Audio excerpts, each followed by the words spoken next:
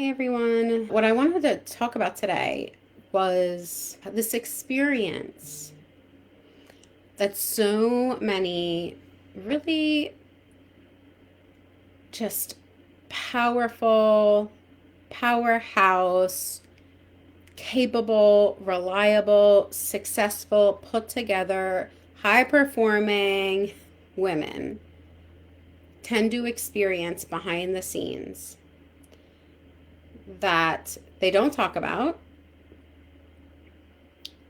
and or don't know how to handle.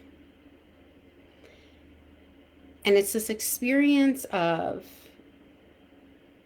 feeling unfulfilled in their relationships, feeling unfulfilled specifically in their intimate partnerships, whether married or not.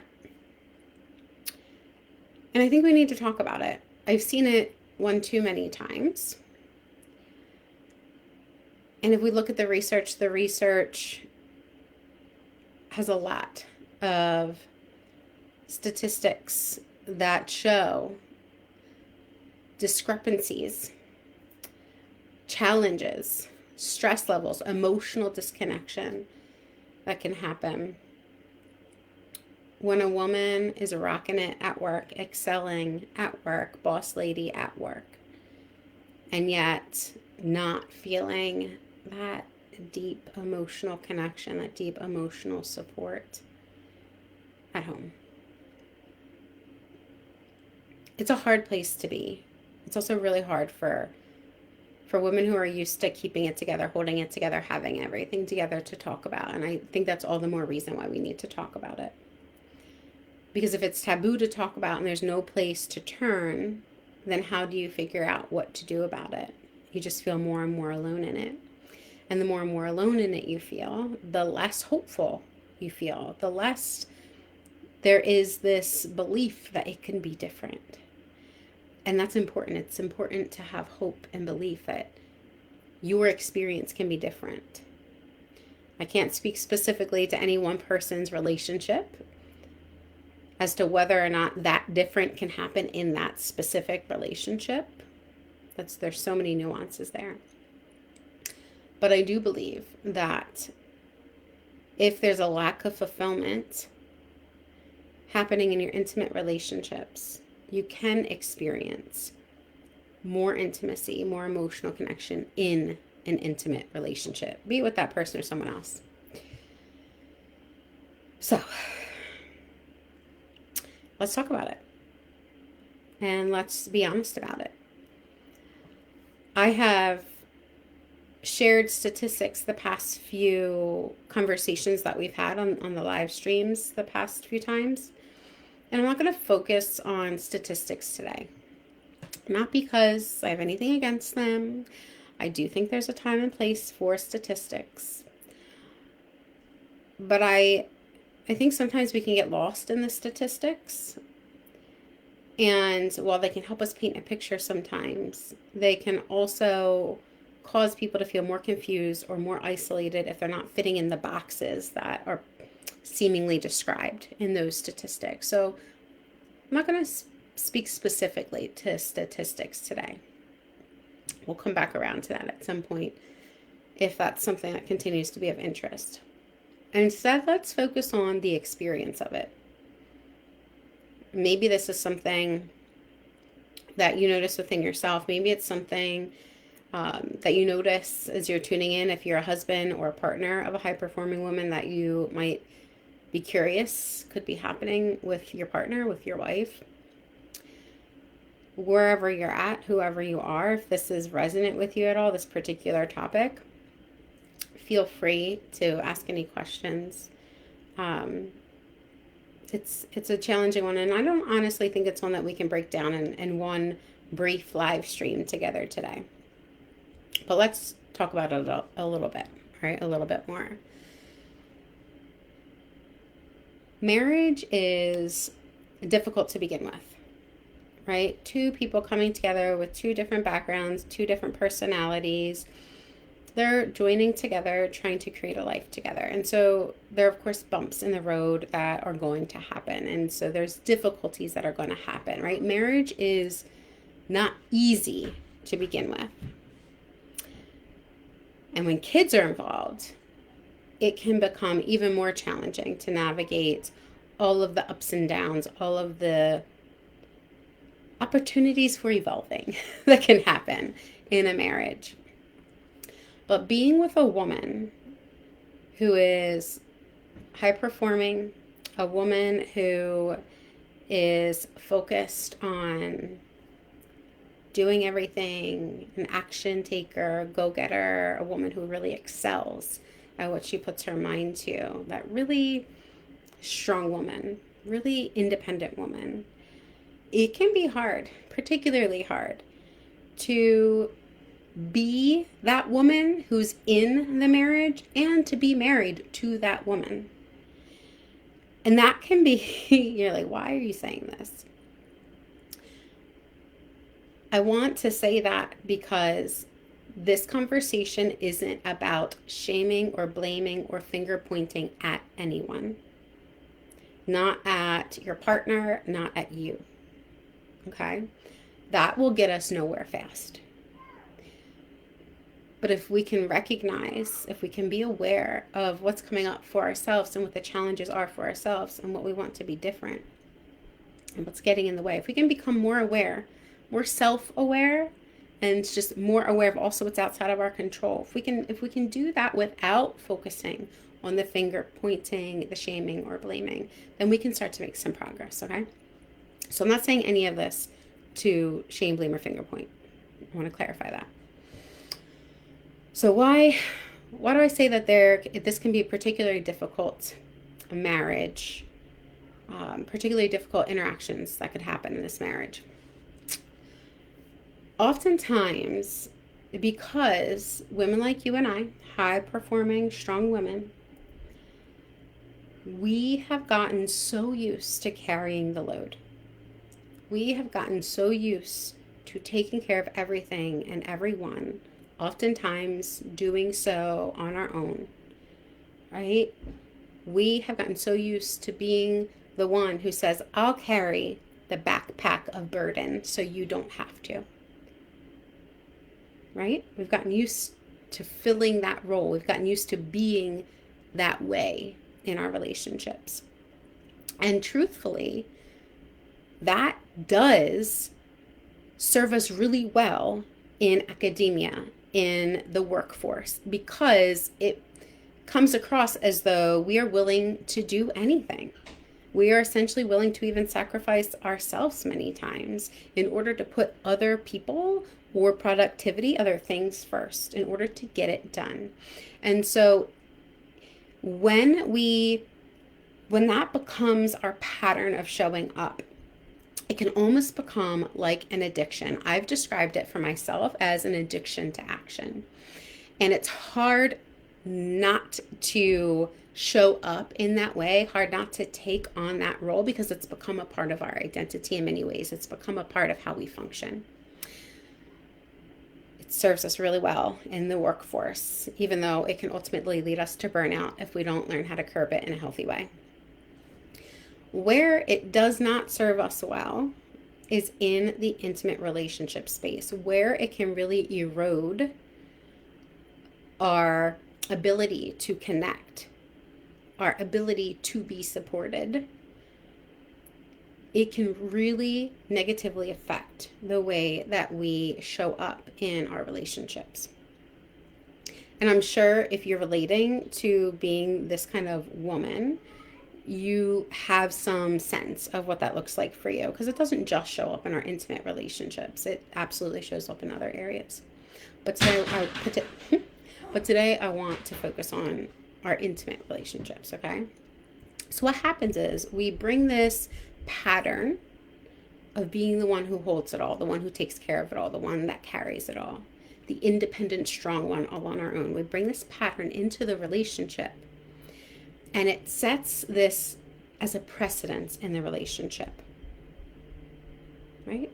I'll be the one that carries it all. I'll be the one that holds it all. I'll be the one that takes care of it all. I'll be the one that holds the weight of the burden. Right? So I'm bringing this into the relationship now. What's going to happen? what's going to happen in this relationship if this becomes the precedence? The expectation is that you keep showing up that way, right? The expectation is that you have to be the one that keeps doing all of those things. And when the other person involved, so your partner, your husband, when the other person involved has their own patterns that they bring to the table too, which everyone does, and those patterns interact with yours in such a way that they either struggle to see the imbalance that's now setting itself up, or they don't care enough to change it, then that imbalance will continue to grow. And that imbalance will serve as the precedence that your relationship has built upon. It continues on and on and on. It grows stronger and stronger and stronger. And what that looks like is a relationship that is built on imbalance from the beginning, oftentimes. Although this can change sometimes, depending on different life circumstances. Unfortunately, there are many, many men who are walking around, living their lives, engaging in relationships, when they themselves have unhealed relational wounds. They themselves have unprocessed emotions. They themselves have poor relationship examples and traumas that have impacted their understanding of what a healthy, loving relationship actually looks and feels like. And when this is the case, when those men are coming into these relationships with women who are taking on the burden, carrying the load, trying to take care of everything and hold everything together, too often the men are struggling to see these unhealthy dynamics because it's familiar to them. The unhealthy is actually familiar because of their own histories and their own experiences. Or maybe they notice it, but they don't know what to do about it. And unfortunately, there are sometimes times where maybe they notice it, but they don't really care to initiate changing it for one reason or another because of their own histories. And we all have our own histories, okay? And so when this happens, this imbalance is going to continue to grow. And you will be expected to give more, to do more, to carry more. And it becomes the status quo. What's the obvious issue with that? If the imbalance becomes the status quo, it's not sustainable, right? It's not healthy. It's not sustainable. Because relationships inherently need space for each person to be able to give and to receive. So if you're doing way too much, way too often, if you're doing the majority of the giving, the carrying, the exerting, the figuring out, then you will eventually grow resentful. And resentment is such a sneaky, sneaky snake. It seeps its way into so many interactions and gets so heavy and like it just pulls up so many other negative emotions. Because you're not receiving on your end, that will happen. Eventually it will happen. The natural flow that's supposed to occur in a relationship, the ebb and flow, the give and receive, that's supposed to be reciprocal, it's disrupted. Or it's not even ever been there. The attachment you have to one another is kind of disorganized or unreliable. And so you start to feel more and more disconnected, more and more burnt out eventually, because there's this relational, emotional, mental lack. And so what do? You engage your own coping mechanisms, your own defense mechanisms, and many times that can look like you're compensating by doing more and more and more. Maybe you escape into work. Maybe you wind up doing more around the house because you're so frustrated it's not going to get done anyway. Maybe you wind up doing more and more and more because you're like, I'm just going to have to rely on me, myself, and I anyway. So I might as well be the one that does it because no one else is ever going to step in and do it anyway. The story you tell yourself might, is going to be different than the next woman next to you. But you compensate in some way, right? Some kind of defense mechanism is going to come up for you. And that's a heavy, heavy burden to carry. It's not possible to continue on in that way, on that road forevermore, and feel fulfilled no matter how hard you push yourself and no matter how much professional or financial success you have. Because taking on more and more and more and more and feeling alone in it, in this imbalanced relationship, only causes more and more separation, more and more disconnection, more and more internal tension. Not to mention the tension happening in the marriage, right? But tension happening within yourself because your body, your nervous system is now holding that stress, holding on to it. And that stress is getting activated over and over and over again. So it becomes chronic in your body and it winds up affecting you in various ways. Maybe it affects your sleep. Maybe it affects your energy level. Maybe it affects you get brain fog and it's hard to think straight. Maybe it affects your ability to really be present in your own home, to feel safe and settled in your own home, or to be present with your own children. Piling more onto your schedule, adding more to your mental overload, it's going to cause your nervous system to feel flooded at some point. And so while it'll look like you are still a superwoman on the outside because you're doing more, you're getting things done, you're so strong and independent, and it looks like you're handling it all, perhaps you're still excelling, or maybe excelling even more at work because maybe that's part of your escape from the discomfort and lack of fulfillment that's happening at home. Even though you're looking this way outwardly, internally, there's a sense of deterioration. Gradually at first, the crank tends to crank up more and more and more, where you feel it more intensely over time. Maybe a numbness seeps in, or maybe an overstimulation seeps in. Oftentimes it's a combination of the two. And that stuckness, as it settles in, becomes this norm. You have a reaction to it because you don't want it, right? And it feels like there's no other way out besides to keep persevering, to keep pushing, because giving up is not in your DNA. And you could keep doing that until it literally feels like there's no place forward to push. There's no more to persevere. You feel like you've hit rock bottom. Sadly, too many of us wait until it gets to that point. Wait until it feels completely inescapable, completely stuck, completely trapped in it all. We wait until things have gotten so bad that we've not just disconnected from that one person or that one relationship, but we've started to feel disconnected to ourselves and our own lives, despite outward appearances. And when this happens, we're so deep in it that climbing out can feel insurmountable, especially when we're so used to being able to handle things, when we're so used to being able to figure it all out. It's like, what has happened? That sense of you're in like this place, have I lost myself? Maybe survival mode is more what it feels like for you. If this is you, if you feel like you're moving in that direction, or you're getting glimmers of moving in this direction of not feeling this deep connection and deep fulfillment that you want to feel in your intimate relationships despite outward success, or if this is reminding you of a powerful woman that you love, I want you to know this. You absolutely do not have to wait until it gets worse in order to decide that you want better.